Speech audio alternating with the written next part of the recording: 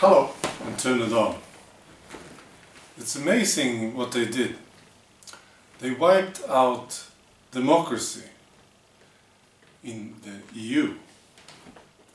I don't understand how they did it, but they did. You know, democracy is a big thing in Europe, and I'm sure in all the countries. People die for democracy. And the basic idea in democracy is that you can vote for a guy. You know, I like Bill, I will vote for him. You know, I don't like George, I will not vote for him. You know, and if Bill is doing a bad job, I'll vote for another guy. So that's the fundamental idea of democracy here, right? And in the EU it is no more. It's like the parrot sketch with Monty Python. Democracy ceased to be. Yeah, it's an ex-democracy. You know. And they actually did it. When I started to look into the EU, I was certain, maybe I was a bit naive, I was certain that it was based on the democratic principle. But it isn't. It's got some other principle.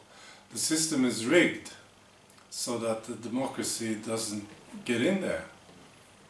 And why is that? Well, all the laws that come from the EU are created by a tiny little group. Tiny. Well, they are the EU Commission.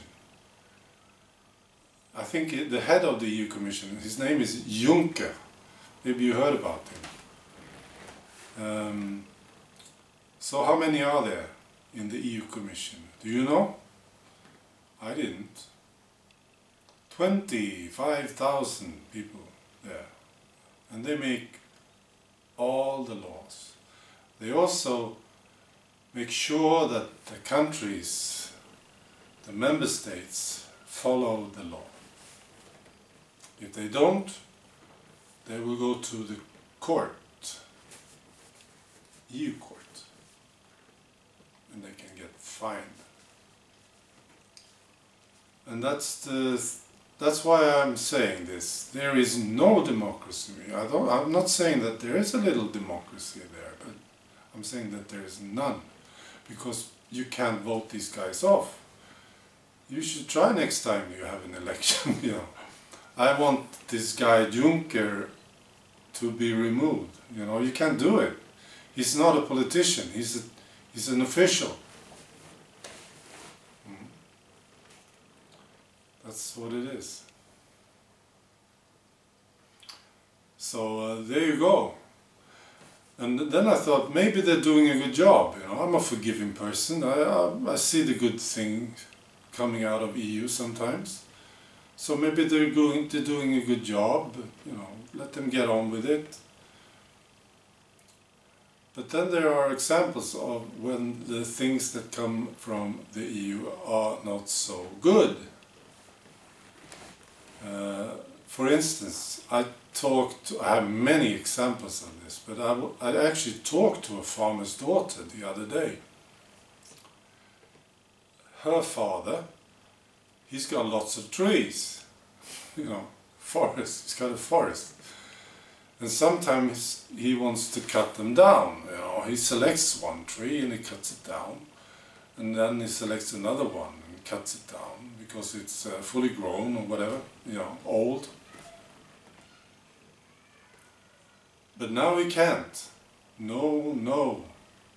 If you want to cut down a tree in your forest, this is the EU speaking, if you want to cut it down, you have to cut them all. I don't get it. Trees grow very slowly in Sweden because of the winters. No, cut them all down. And the farmer is upset about this. Are you surprised? And then I will give you one other example. And that's the EU is married, well, not married, but there is a very tight love connection between the EU Commission and Big Pharma. Yeah. So the EU Commission, they suggested laws about banning vitamins. They did. Maybe you remember this. There were some celebrities who got very upset. Food supplements. Dangerous stuff. And this is a Big Pharma intention. And they influenced the EU Commission, and the EU Commission tries to ban vitamins. They didn't do so well on this because there was a big upset, but they also went after herbal medicines, and they did better there. You can check it out. Yeah, they did a good job on the herbal medicines. Very upsetting stuff, this, you know. So Big Pharma is telling you what you can buy. If you like to eat whatever from the nature and buy it from somebody who can prepare it for you, you can't. You will instead get the approved pill, so that Big Pharma makes the money. Oh, this is very, very bad. If you think it's good, you shouldn't be watching this channel. Alright. Thanks for watching though. Bye.